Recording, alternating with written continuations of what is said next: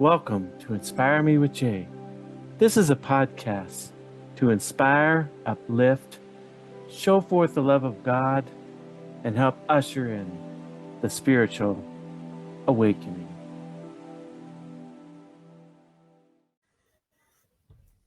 Welcome to Inspire Me with Jay. I'm your host, Jay Spillers, author and teacher. I'm here with Mark, who's a coach, and he's going to be talking about things like cultural renewal. So, Mark, how are you? I am so glad to be here. Thank you for inviting me, Jay. I appreciate the opportunity to share. Well, it's a pleasure to have you. So, what basically do you do in terms of spiritual renewal, cultural renewal? Because you were talking about that in what you sent me last night. Well, in the broad sense, the mission of pjnet.tv is to provide a platform for everyday Christians to share their walk with Christ. Now, that's painted with a rather broad brush, so I think we'll have time to fill in some of the details. But the statement used to be providing a platform for ordinary Christians to share their walk with Christ. And I got reflecting on that shortly after we adopted it and thought there should not be any such thing as an ordinary Christian. But I have a passion. My heart is for uh, what I call the nobodies, the legions of Christians out there who are spectators in a sport, so to speak, and the stakes are too high to be a spectator. But so I decided, well, I'll do something about it, whatever I can. And it's been quite a journey, Jay. So, what got you interested in your ministry now? Well, that's a long story, Jay, but I think we have plenty of time. So I'll go back almost 40 years when I was attending what we call Sunday school. Some denominations call it small group Bible study, but in my denomination calls it Sunday school, which is about a 45-minute Bible study with a small group, usually 10 or less people. But before Sunday school, there's a thing that was called assembly. Now, what is that? Well, it's basically about 5 or 6 Sunday school classes that meet in a larger room for assembly. Well, assembly consists of a leader. Well, first of all, there's coffee and donuts. That's the main attraction. And the leader of the assembly will provide a meditation, a devotion, a pep talk, whatever you want to call it. Hopefully, that doesn't conflict with the lesson that will be taught immediately following.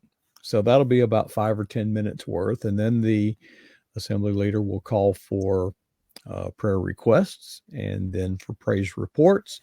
And then there'll be closing prayer, at which time everybody dismisses to the breakout groups of their individual small groups, Bible studies. Well, so what is the purpose of assembly? Well, it dawned on me, it allows you to be late without missing Sunday school. That's what it is. You can come in a few minutes late for the assembly. You might miss the jelly-filled donuts, but there'll still be coffee, but you won't interrupt a Sunday school class by coming in late. So you can kind of just slip in on the back row. Um, so, in the church I came from in a small town, the people that led the assembly had been leading it for 20 years and led it for the next 20 years after this particular incident. But there was one week that they were going on vacation. Well, okay, so somebody had to fill in. Well, even though I was only 20 something and the average age of this church was probably 60, they asked me could I substitute in their capacity. So I thought, yeah, this will be a good chance to do something positive. And Jay, I did my best to observe protocol. I gave a little pep talk, did not interfere with the lesson plan. for the teachers.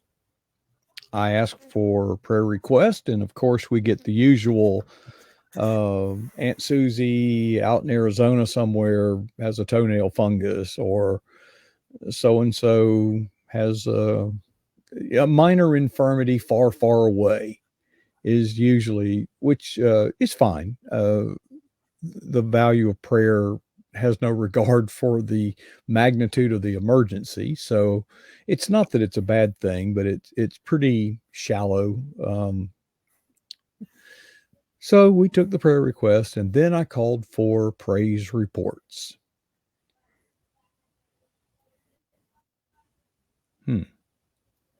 Crickets. Mm-hmm. Crickets. And after what seemed like a long time, I just kind of said, well, not only have the Wilders been on vacation this week, it seems to me that God has been on vacation as well, because we haven't met in a week, and nobody in this audience of probably 45, 50 people can share even one word of praise, how God is doing something in their life.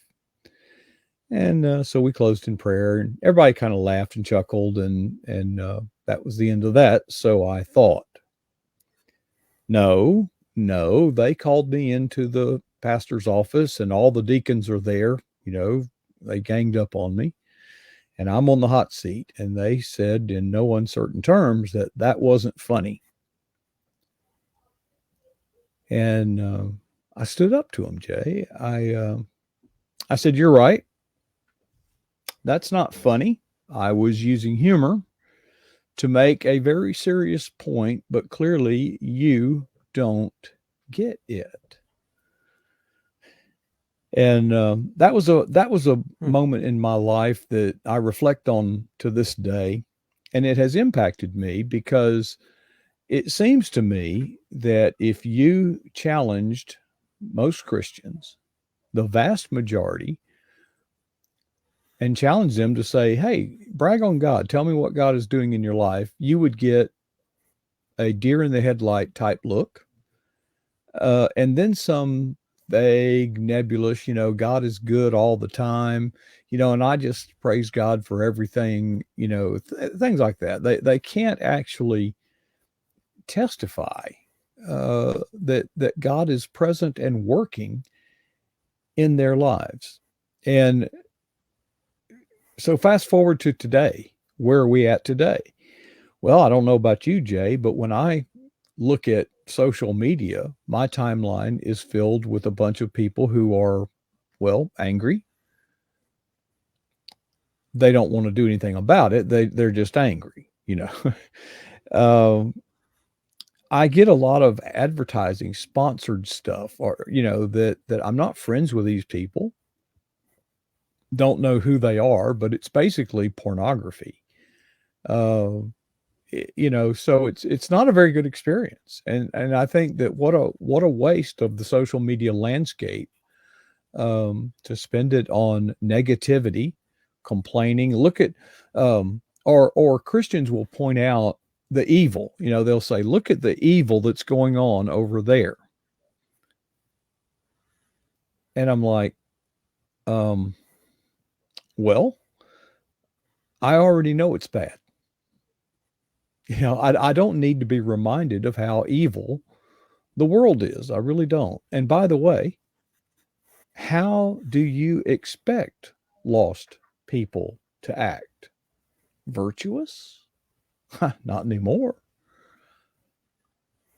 So I wanted to do something to change the landscape and offer encouragement, offer inspiration, and just bring everyday people, not the influencers, not the theologians, not the seminary graduates, not the pastors, but just everyday folks who can share what God is doing in their life. And Jay, I'm just very pleased. I feel like I'm very centered in God's will. We've had over 420 different guests on our program to brag about what God's doing in their life. Now, we've had more programs than that. Many people have been on our program more than once, but it's been quite a journey.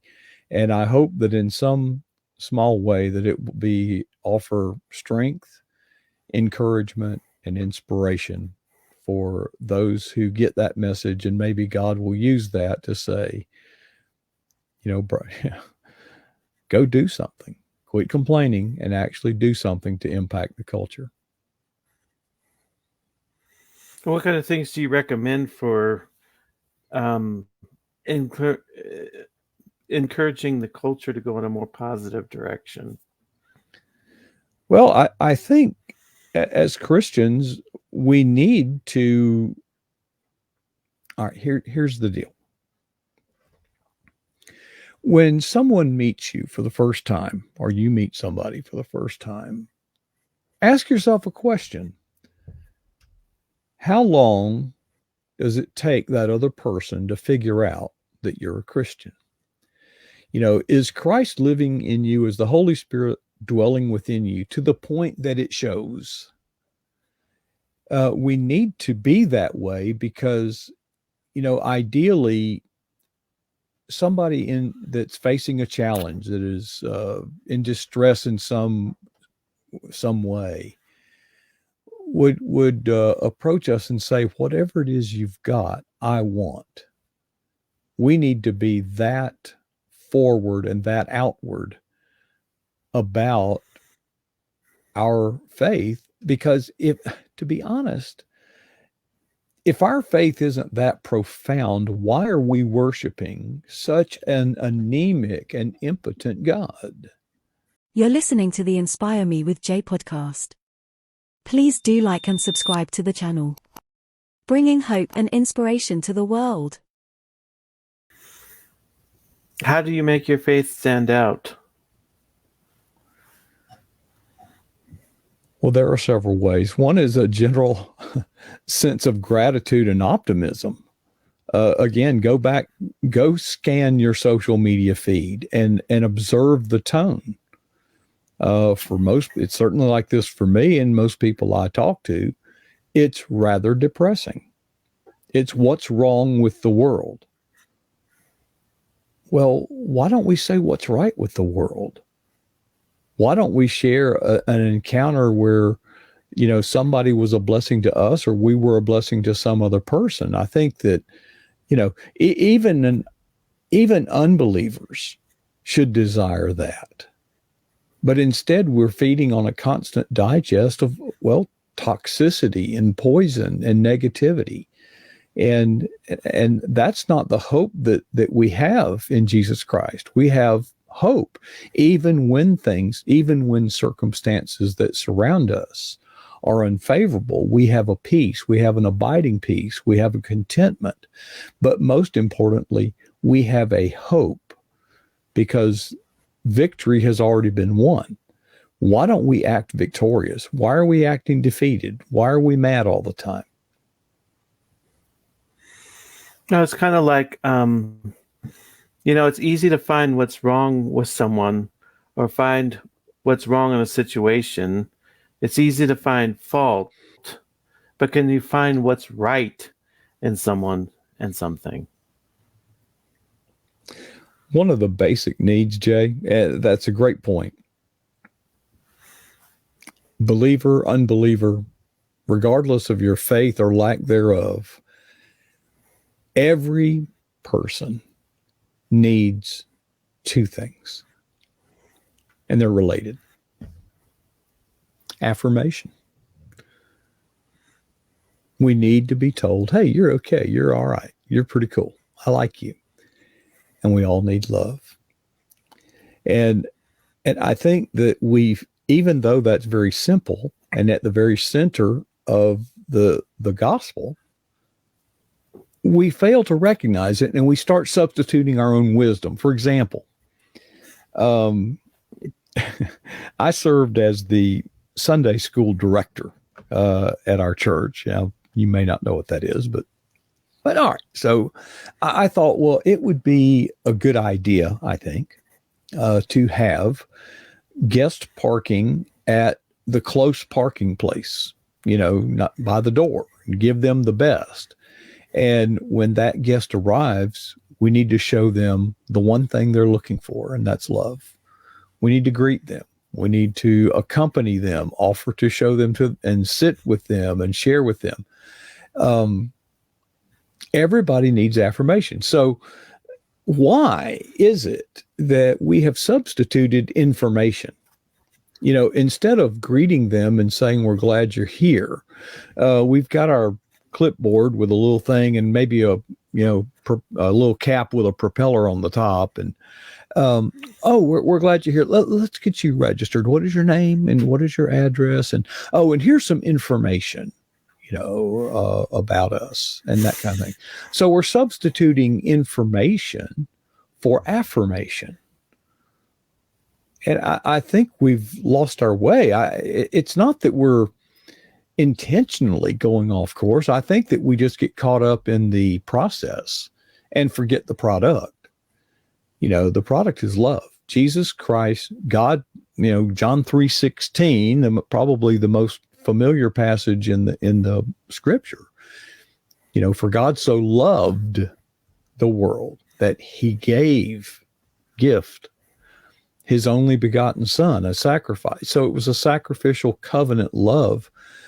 And we've substituted theology and, premillennial dispensationalism and Calvinism and, propitiation. And we've adopted a sort of an educational model where we're thinking information is motivation. And it's not crazy to think that. It just doesn't work, Jay. Mm-hmm. Is it sort of like, I'm not saying everything he believes is right, but you look at someone like Joel Osteen, and he gets a lot of flack because his whole message is just positive.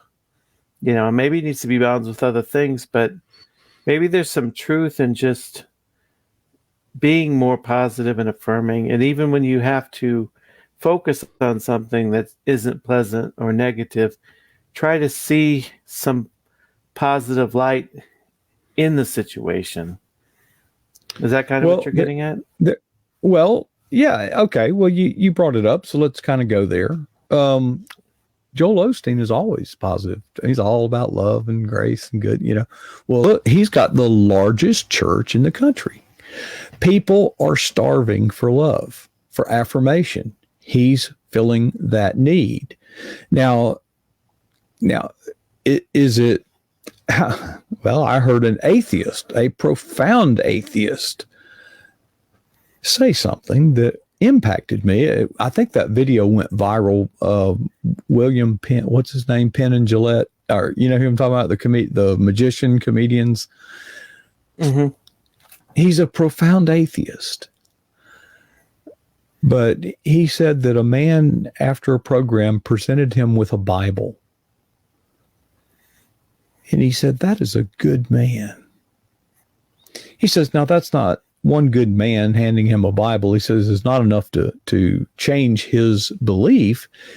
He said, but he then asked the critical question that I think that when you compare Joel Osteen on one end of the spectrum with an atheist on the other, he says, if you're a Christian and you sincerely believe that as an atheist, I'm going to hell, how much would you have to hate me not to tell me?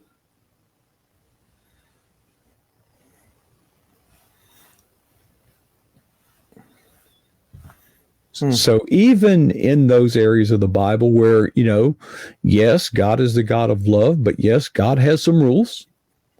And he is sovereign, so he gets to make the rules, and he is the judge. So even in preaching those things and in teaching those things, we can do it in a loving way.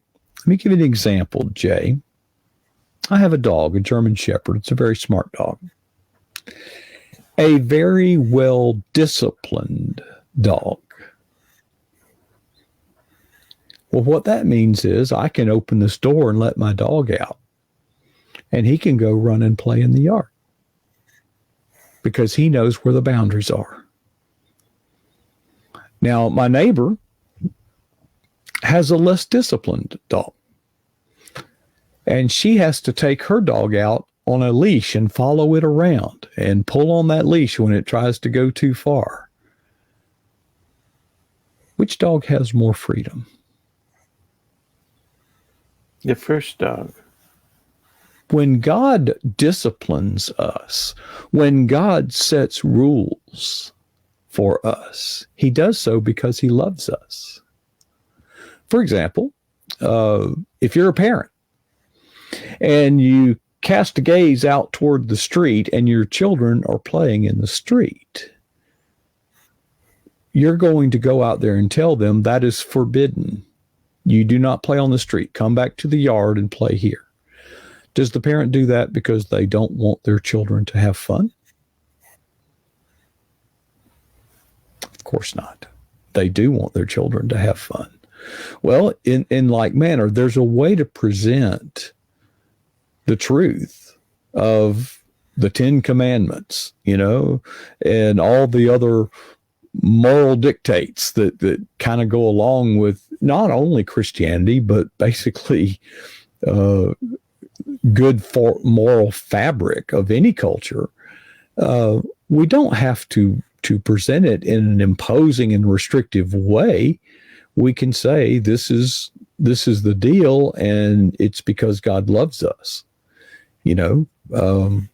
God gave us, the pinnacle of his creation, humans. He gave us an enormous capacity for sexual enjoyment that he did not give the lower animals. Think about it, Jay. It's spring right now. Have you noticed? One of the things you'll notice in the spring is that the birds are pairing off and mating, and having their young, and animals are reproducing at this time of year. Well, when do humans reproduce? Well, whenever we want to. So, yes, God is kind of cool. My phone's ringing. Send it to voicemail. Off he goes. So I don't think we have to neglect the moral dictates of Christianity to express love for all of mankind. It's not that hard. Well, I think the thing is when you get into love, what's contrary to love is to cause harm to oneself or to others.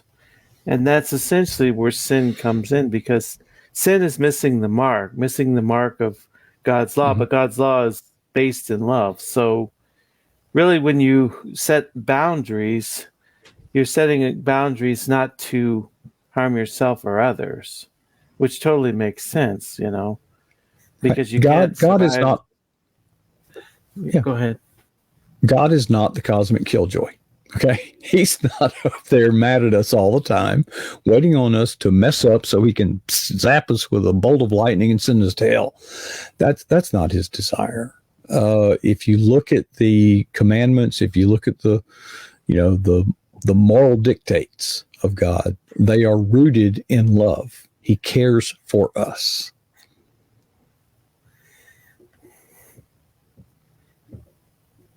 Well, I say it's like when you look at the 10 Commandments, most of them are framed in a negative. Thou shalt not do this or that or whatever. But you can sort of meditate on what the positive is in it. Like if it's thou shalt not kill, how can I help to preserve life? How can I be more life affirming? Or you know what I mean? Like when you look at adultery, how can I be more faithful and promote the idea of fidelity? Things like that. Have you ever kind of done that? Well, I'm glad you brought that up, Jay.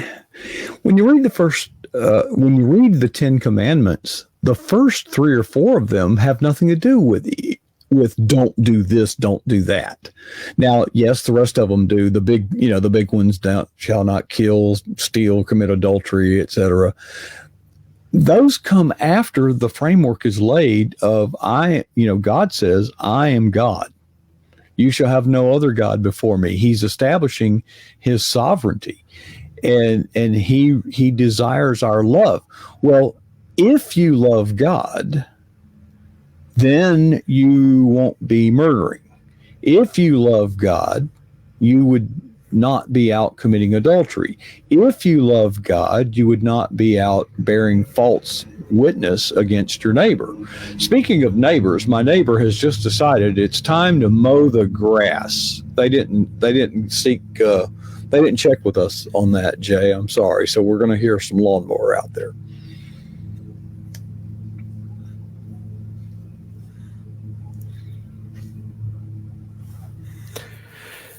So you started a podcast. Is that essentially what these 412 are, is a podcast?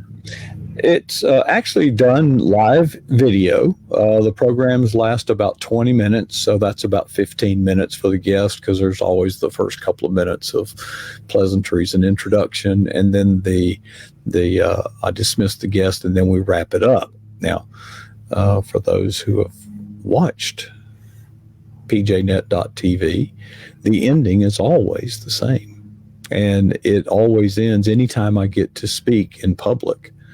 Regardless of if it's 5 people or 500, 5,000, it doesn't really matter. I always end the same way. And there's actually a story behind it that I never get to share because I don't want to use up that much time of my guest time. But if you would allow me, I will reveal the secret of how we end, or I end, any address to the public. Here's what happened, Jay, and it must have been, I don't know, probably 20 years ago almost. And sometimes, when we're doing our devotion or meditating or in prayer or whatever it may be, we do that to kind of commune, to abide with God, so that we can hear God speak to us personally. Well, of course, we can read the scriptures, which is addressed to everybody, but sometimes God we need to open up that channel of communication that's personal between us and God. Well, it was one of those times when I very clearly, not audibly, but very clearly, it was almost like I was having a conversation with God, and he asked the following question: what is the boldest thing you've ever done for me? Me being God. Okay. And Jay, I was so proud of myself. I reminded God as if he didn't know, but since he asked, I said, not audibly, but in this prayer meditation transactional state, my wife and I were on a 3-week bus tour of Europe. So you've seen the tour buses, those big, tall, double-decker thingies, So there's 44 people on board, my wife and I and 42 strangers. And we're starting on this tour, and we are, traveling, and I realize it's Sunday. And there's absolutely going to be no opportunity to be a part of a worship service that we normally would do on a Sunday. And I just got this urge, from this calling from God, saying, do the following. Jay, I went up to the front of that bus and began walking down the aisle all the way to the back. And at every seat along the way, I said, wherever this bus stops next, when you step off the bus, I'll be over there on the left. And we'll have a very short 5-minute devotional and prayer, and that'll be our worship for today. Now, Jay, I don't know these people. I don't know who they are. I don't know what their background, I don't know where they're at spiritually. But I do know this: we're going to be spending the next 3 weeks with them. And I was scared to death. And by the way, I was in my late 30s. Most of the people on that bus tour were well into their 60s. So the moment came, the bus stopped. And I was over on the left side of the bus. To my surprise, nearly everybody on that bus gathered around. And I gave a little short 5-minute pep talk, that's Christian, but at the same time, you would not have been offended. You would have benefited from it, whether you're Methodist, Baptist, Presbyterian, whatever, And then I led in a closing prayer. And as soon as we said amen, a funny thing happened. Hundreds of cuckoo clocks erupted. We were at the largest cuckoo clock factory in the world. Well, that changed everything. You see, now every time we stopped for a meal, they would call upon me to say a blessing over the meal. Now, when we're riding along in the bus, people have their Bible out. They have their devotional book out, or they have some other Christian literature out. And people are acknowledging God. They're being more forward. It encouraged, it emboldened everybody to not keep it a secret, that you're a Christian. It changed everything. So I was telling God about all this, and I was pretty proud of myself. I said, "Well, how about that, God? That was pretty good." But then God asked a follow-up question. He said, "How long ago was that?" And my countenance fell from my pride, and I realized that was in 1998. In other words, I had to go back some 20 years to recall the boldest thing I've ever done for the kingdom of Christ. So anytime I make a presentation, I end with, what is the boldest thing you've ever done in the kingdom of Christ? And how long ago was that? The challenge is to never be satisfied with either answer. Have you ever wondered whether the Bible was compatible with the near-death experience? In my book, Heaven's Truth, the parallels between the Bible and the near-death experience, your faith will be strengthened while you support this channel.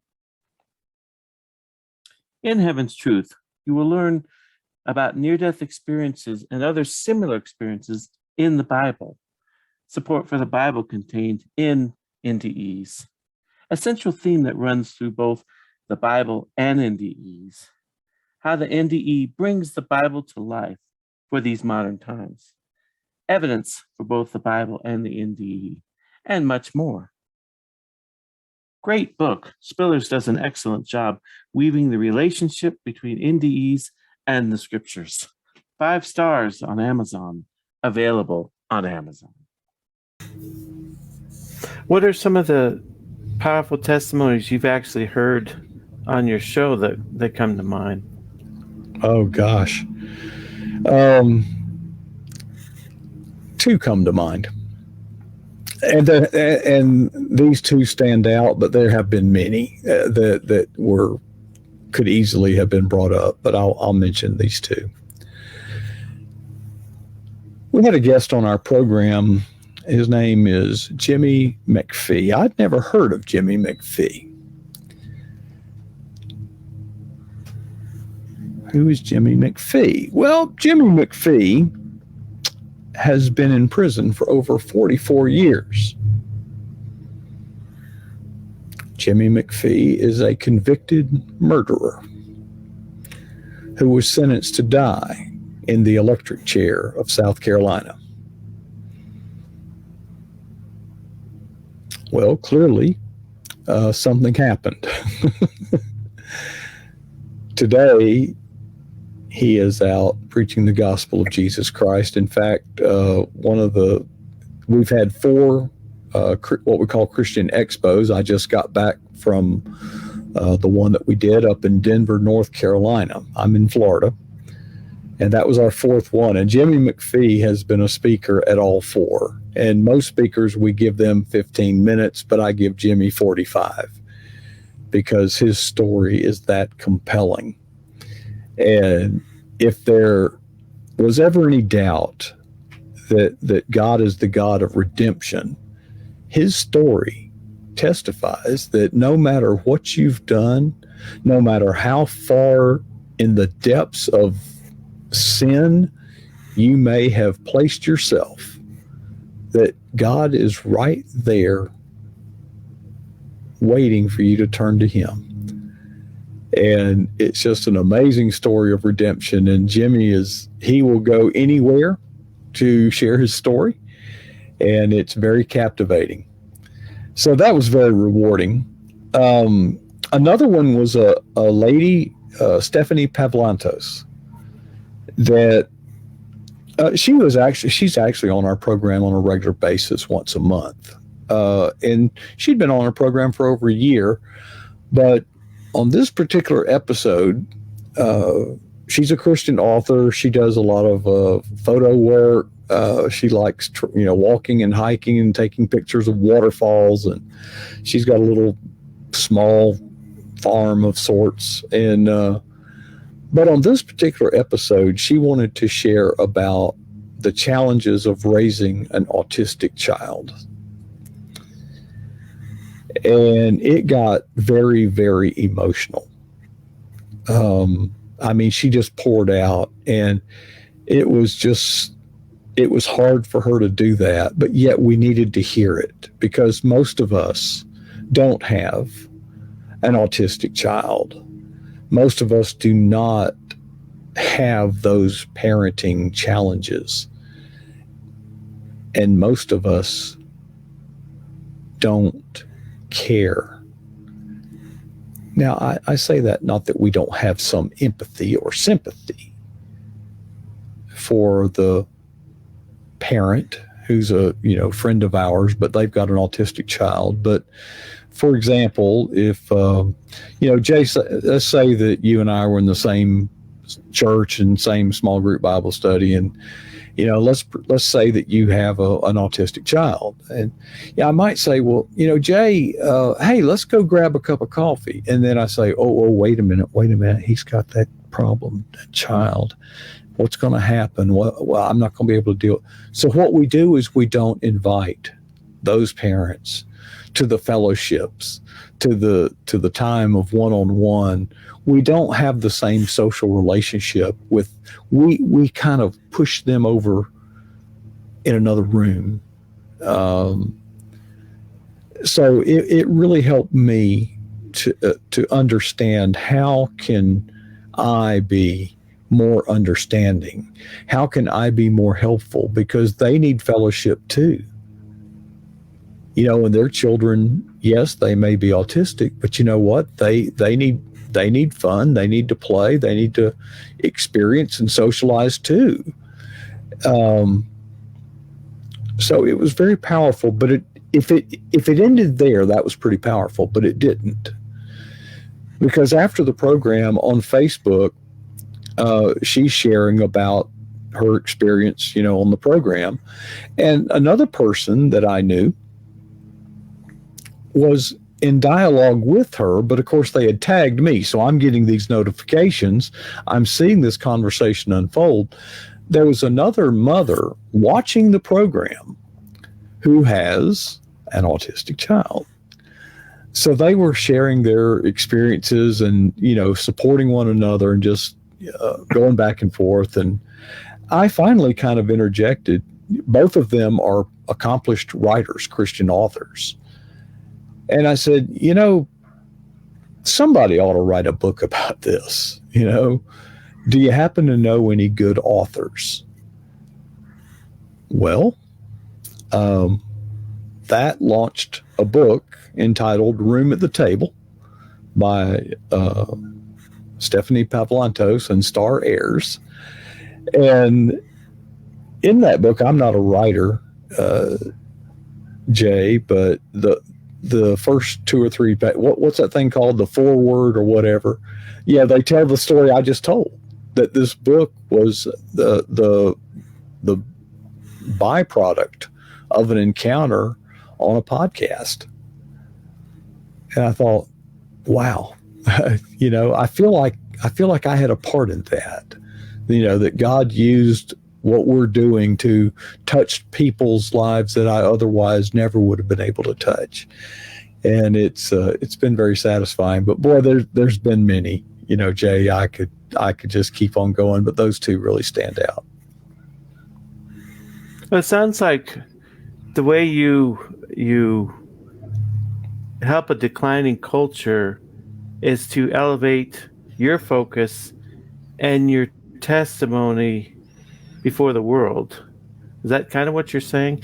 You elevate it through things like gratitude and affirming what's positive and good, and put that out there. Is that kind of what you're getting at? That's a piece of the puzzle. That's not all of it. Basically, I'm a coach, so I borrow a lot of I'm a coach. There is a school of thought out there. There is this pervasive myth out there that sounds so good that it's believable. We believe, and I alluded to this earlier about information. We've got to raise awareness of, and then fill in the blank, whatever the problem is. Abortion or homosexuality. What fill in the blank with whatever the deprivation may be. Okay. Jay, I am not an advocate of ignorance, but I can promise you that information, the assumption is if people only knew, they would do something about it. That's not true. That's not true. I wish it were. It's simply, that is a fantasy. Listen, the overweight person knows they're overweight. They even know some of the ravages it's taking, that it is bringing to their health. They know that it will shorten their life. Okay. The smoker knows they shouldn't smoke and they need to stop. The alcoholic knows that he drinks too much and he should stop. So if information alone would somehow fix it, that would be great, but it just never is. People, you see, look at this sin going on over there, Sodom and Gomorrah here in the contemporary United States. People see that and say, yeah, that is bad. Somebody ought to do something about that. And guess what? No one ever does anything about it. Everybody is saying somebody ought to do something about it. So information has to change to motivation. It's not enough just to know. It's good that you know, but it's not enough. You've got to turn that into motivation. Now, people assume, because I'm a coach, that I'm big on motivation, and I'm not. Well, like information, it's a good thing. Motivation is a good thing, Jay, when you have it. But you don't always have it. You can't marshal up motivation. You can try, but motivation is a feeling. It kind of comes and then it goes. It waxes, it wanes. The tide comes in, the tide goes out. Instead of motivation, I prefer to emphasize discipline. Because here's the deal.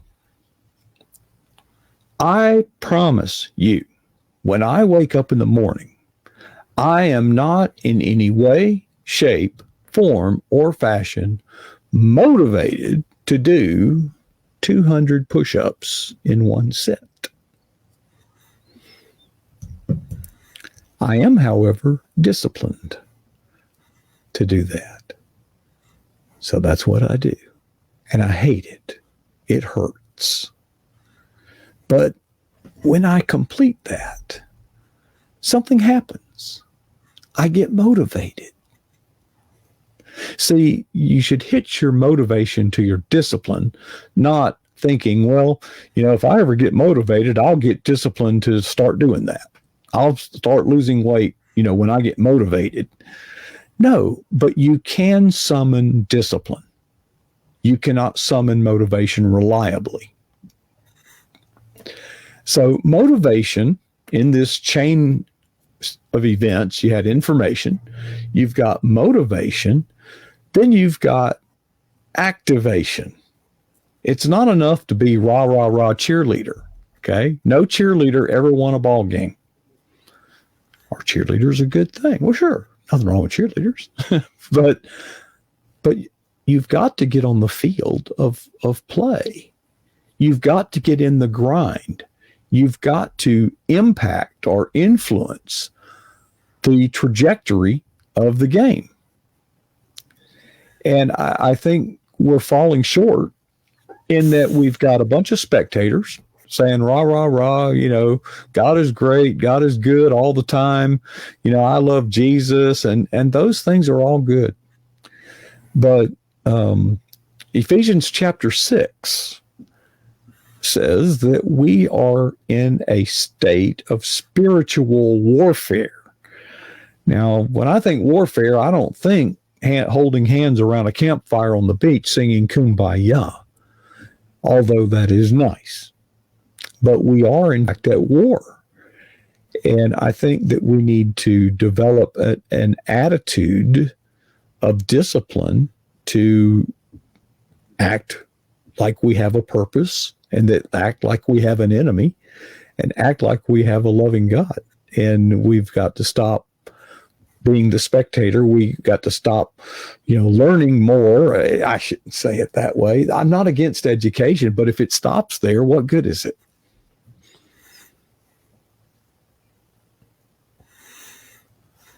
I'm so excited to offer you the opportunity to support my work and to be mentored by me to get special perks and benefits. It's Jay's VIP Membership Club, which will give you extra meditations, exclusive talks, added benefits and discounts not generally shared with everyone else, and much, much more. Join Jay's VIP Membership Club hosted on Buy Me a Cup of Coffee. I will become your mentor. You will be able to learn more about meditation as I become your personal meditation teacher.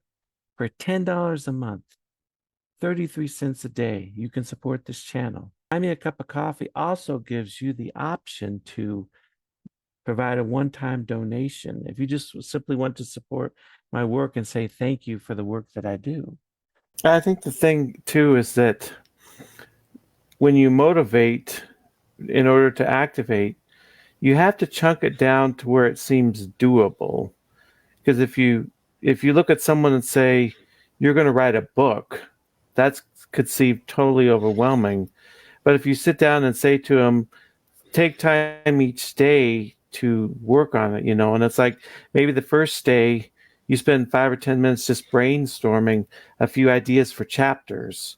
And, like maybe each day as you start writing it, you write a page or something. Then it's like, okay, well, that seems more doable than just saying you're going to write a book. If you can just take small steps each day and then look back over a couple months and like, whoa, I've done quite a bit here, Yes, sir. But we live in a culture that wants instant gratification, and we want instant results. And, I was once a personal trainer, and people would come to me, well, because they are what? Obese. Well, they wanted to not be obese. Okay, good.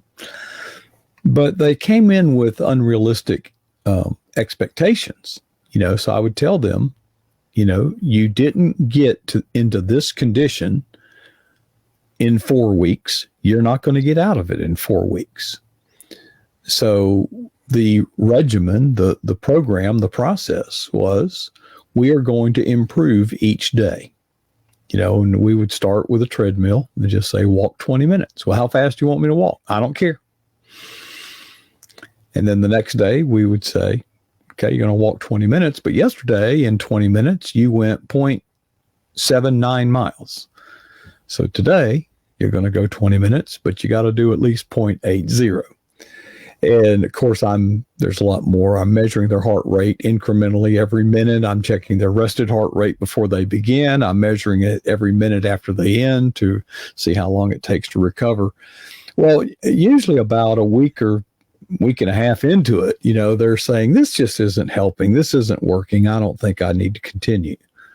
And that's when I'll pull my charts out and say, your rested heart rate used to be 95. Today it's 88. 3 minutes into your treadmill, your heart rate was 130. Now it's 120. You are making progress. So as long as you're making progress, you will reach the destination. But we didn't get in this mess when you look outside and see the depravity and the decline in the culture. We didn't get there overnight. It's not likely that we'll come out of it overnight either. But I think that if it's going to change, I think it's up to the everyday Christian. It's up to you and I. If the influencers were really that good, and if the experts were really that good, the world would have changed already. But it has not. And it's because most of us hear it, nod our head, say, yeah, that's bad. Somebody ought to do something about that. So that's why the mission is to motivate and activate the everyday Christian, because there are legions and legions and legions. The power is ours. We just have to use it. So that's where the real change in society comes, is through everyday people doing things, even small things each day. It's not through one person's going to just fix everything. Right. That's what you're saying, basically. In sociology, there's an axiom that norms change through deviance. Now, that's the bad news. Go back and look at the World War II era. What were their norms? What were their values? There was a day when, let's talk about homosexuality. That's always existed, but you didn't know about it because there was shame. People did that secretly, and there was a day when a unwed mother was pregnant. She would go off for several months to visit with Aunt Susie in another state, and would of course bear the child, and it would be adopted out. Then she would come back after her visit with Aunt Susie, and today there is no shame. And the reason is norms change through deviance. In smaller things, I remember the first time I saw a man with an earring. And of course, the people, that's sissy. That's, what kind of guy is doing that? Well, now it's very common. Well, the bad news is norms change through deviance. However, at this point, the world has become so depraved and so deviant. What would now be deviant is virtue and good character.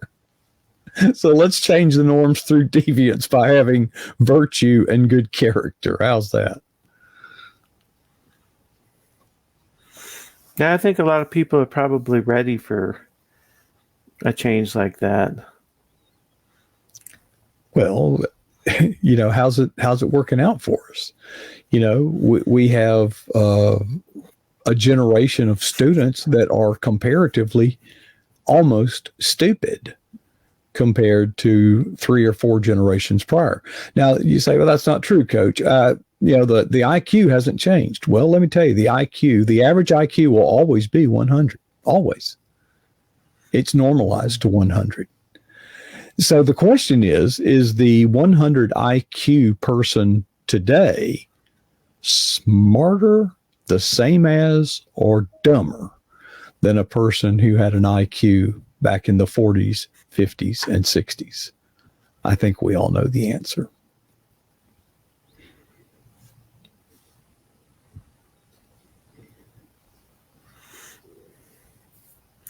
So where can people reach out to you if they want to get a hold of you?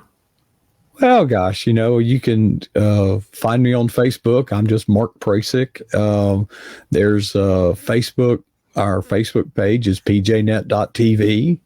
And of course, our website is pjnet.tv. But our website is just, our podcast is a little bit different. We have a chat room that goes along with it privately. So you can watch the video regardless of where it is posted, and watch the guest and chat. But that would be the best way to find pjnet.tv on Facebook. And if you are a born again New Testament Christian, you don't have to be the author of a book. But if God is working in your life, we literally have 2 programs scheduled per night, Monday through Thursday. That's a pretty aggressive schedule. Most podcasts don't do that. Well, part of the reason for that, Jay, is, I'm getting old. I don't have time to wait around, so I have more episodes. Are you the sole host, or do you have other hosts that fill in some of these days? No, I host the program very much like you do. My job is to let them tell their story and only be there to kind of tee things up to keep it moving. But yeah, I'm the producer. Now I have our producer is named Barbara Byers, and she's been with us since 2010, somewhere in there. I don't know. And we've only met about 5 or 6 times, but she actually does all the scheduling and sets up the events on Facebook and so forth. But it's been quite a journey. And we also literally take our studio into the field. We just got back from Denver, North Carolina, where we have a pjnet.tv Christian Expo. We invite the local ministries from around to set up as exhibitors, and then we bring in our own speakers who speak at the top and bottom of the hour. And then, of course, the local community has ministries that speak. But again, you're not going to find theologians or influencers or, big names to draw big crowds. It's really just regular folks like you and me, Jay. Just sharing what God's doing in their life. What's that one final word you'd like to leave with the audience? Well, as I alluded, 2 questions.